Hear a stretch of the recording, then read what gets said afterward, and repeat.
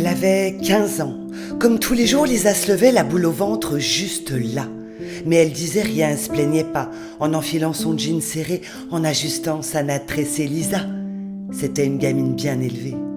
Comme tous les jours pendant le trajet vers le collège, Lisa savait qu'elle serait encore prise au piège. Mais elle prenait son courage dans ses petites mains et continuait à avancer comme chaque matin. Arrivée à l'entrée, avancée, tête baissée, elle aurait voulu creuser un tunnel dans la cour, invoquer Dieu pour qu'il la secoure, envisager même une catastrophe nucléaire, pour aller jusqu'à sa classe sans qu'on la repère. Mais c'était sans compter le groupe des H. Lisa avait beau jouer à cache-cache, il finissait par la trouver. Une proie facile et même docile, petite douceur, celle à qui c'était tellement facile de faire peur.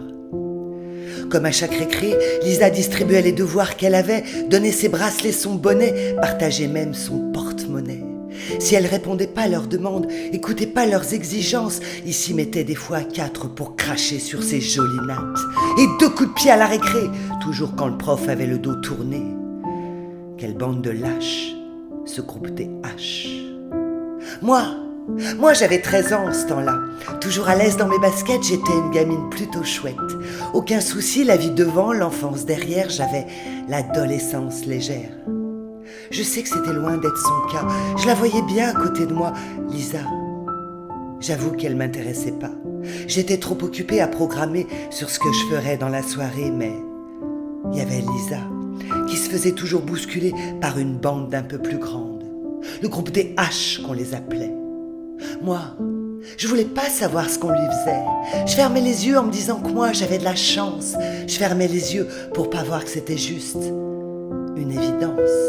Moi, je faisais pas partie du groupe des H, mais de celui du groupe des lâches.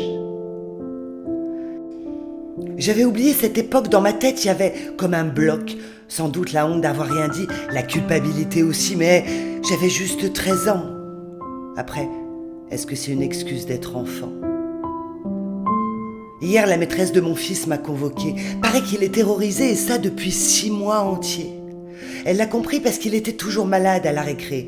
Une de ses camarades, une courageuse, une petite blonde de 8 ans, a rapporté qu'il se faisait embêter tout le temps. Comme quoi, il n'y a pas d'âge pour avoir du courage. Triste constat et tête baissée, je suis ressortie de la classe dévastée. Je tenais la main de mon petit gars un peu trop fort et il m'a dit « Pleure pas, c'est pas ta faute maman, tu savais pas. » Ce soir, en regardant mon petit gars, je pense à Lisa. Lisa est à cette époque-là. C'est vrai que je faisais pas partie du groupe des H, mais bien de celui du groupe des lâches. Et toi, dis-moi, toi, tu penses que t'aurais fait mieux que moi ? H, harcelé, H, harcèlement, hashtag, il faut qu'on en parle pour que ça s'arrête.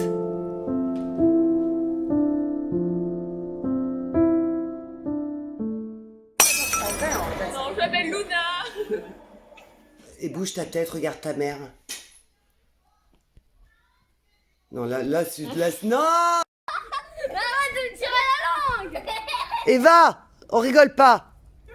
Camille, on rigole. Non, mais Camille, si tu rigoles, c'est tout pourri. Tu peux lui tendre la main ou pas ? Voilà. Ok. On a dit tendre la main, pas se serrer. Ok. Malheureux fils. Bon.